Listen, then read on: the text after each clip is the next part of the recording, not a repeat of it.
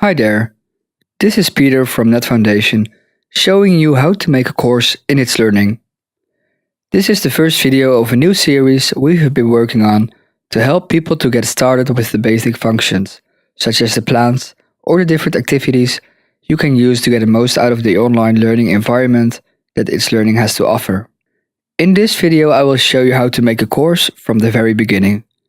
I will show you the three main parts of Itslearning we are going to use the most during this series. I will explain the importance of structure and repetition, as well as the benefits of using a template. How to make a course. The first step is to log in to the website of Itslearning. As an administrator, you will land on the admin page. From here, you can click on Courses and click on the plus button. You can add a title and a course code that will make it easier to find it when you have multiple courses.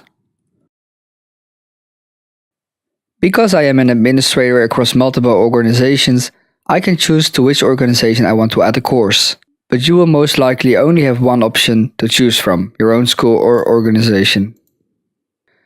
You have the option to make a regular course with nothing in it, or you can make a new course based on an existing course or a template.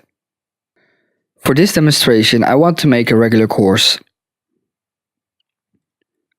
Click Save and you will land on this page. When you go to the menu More and click on Settings, you can edit the course properties and features. Here you can find the more advanced settings that will be useful once you are finished making the course and when you are going to use it.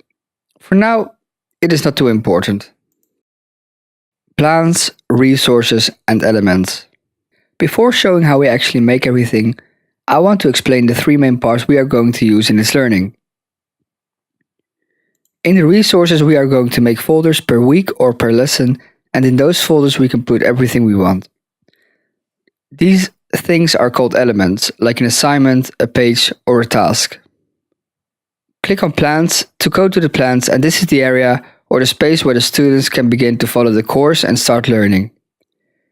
It can function as a calendar in which you work from week to week, but you can also use it as a layout if you work per lesson instead of weeks. In the plans, you can add activities, and you can add those activities from the elements you have already made in the resources. The importance of structure and repetition. One important thing I want to address before actually filling in the course is that e-learning is a different experience than following a course at a college. I made a new course as an example to show you what I mean. From the home page, we click on Plans, and you can see that I've made 4 plans. One plan serves as a place where I put some general information, and 3 other plans are 3 lessons the students can follow. Because e-learning is different than real life, we advise you to organize everything so that the students know exactly what to do. Therefore, repetition in the lessons is very important. We have made the structure of the 3 lessons identical so that the student is prepared for what he or she is going to do. In real life, you can just tell somebody to do something. But with online learning, everything has to be as simple, repetitive, and organized as possible. In the video about the plans, I will teach you how to organize everything. And in a later video, I will teach you about how you can give more structure to the course by using similar sentences or icons in every element. The benefits of using a template. The great thing of organizing everything the same way is that you can use the course as a template for a new course. A template is basically a starting point from which you want to make the course. Let me show you. I will make a new course by clicking on this plus button. But this time I would like to copy the course that I just showed you. When you click on the option Regular, the template will be an empty course.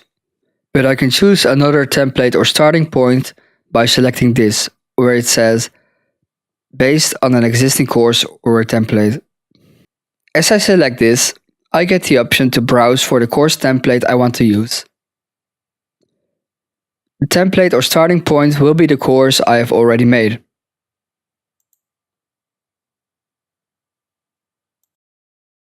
I put in a title, and when I save it I will have a totally new course, but copied from the other one, as you can see when I go to the plans.